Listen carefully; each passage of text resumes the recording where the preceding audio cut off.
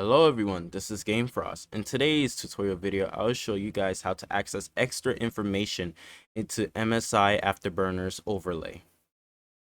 So if you see my recent videos, or a bunch of benchmarking videos I've made so far, there has been additional information that is included on the OSD.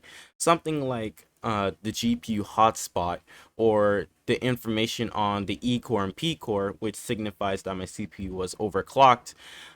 It was achieved using additional software such as HWINFO64 or HardwareInfo64. And I'm going to show you guys how to make it work on MSI Afterburner by using shared support.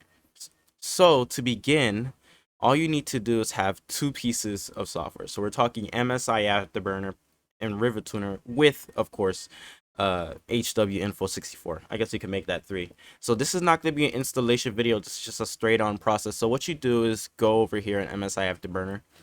And once you open up MSI Afterburner, all you need to do is go straight to monitoring. And you could see all your OSDs. But this is not what we're supposed to do first in order to get this to happen. You have to go straight to HWINFO64. And I believe you have to go to settings. Now with settings, it gives you a lot of options. So I think if you could copy this down, like show sensors on startup and then minimize main window and minimize sensors.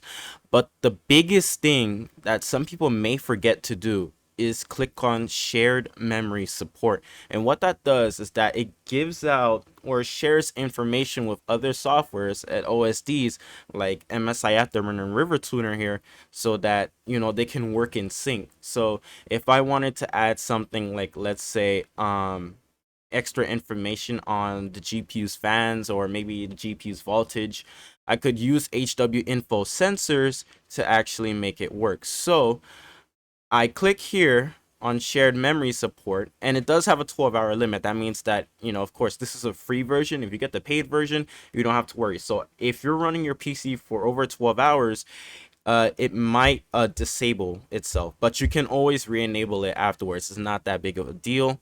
So then after that, you press OK. Now the next thing to do is to bring the information over. So you click on this, the 3 dotted lines, and you can see IDA64 there. This also works with IDA64, but we're working with HWINFO. You then highlight HWINFO, and then you click on setup. And as you can see here, you can see stuff like the motherboard temperature, CPU fan speed, and you can actually add them if you want to. So you can see the GPU hotspot temperature is there, the GPU clock is there, and everything else. So we can add or remove these. And if you want to add more to the active data sources, I believe you have to go back to HWINFO to oh wait, never mind actually. So we just click on add and we can add additional information. So yes, if you click on add, you can add more sensors to your OSD. So this is perfect if you want to benchmark. This is perfect if you want to look more into your system while you're playing a game. And yeah, make sure to leave this checked. And after when this is checked, when you add them, you should have something like this, and then you checked it out on show in on-screen display, and it should show the GPU hotspot temperature. So I'm gonna show a little example of how it works in a game. So yeah, let's see. So we got in F1 2018 to load up. It looks like I haven't shown you guys about RiverTuner, but it's just very simple. You have it on, you start with Windows, show on screen display if you want to. You can also set toggle on screen display. So I use F7 to toggle it on and off. So if I press F7, let me see. Okay, I don't know what's going on. It's supposed to toggle off, but it's not working. Let me press cancel. Okay, now it's working. So you can see that it has a little toggle. There's really not much you could do with this app. You can, change the frame rate. You could do some things with it. I think it's kind of worth it if you want to change your frame rate in some games.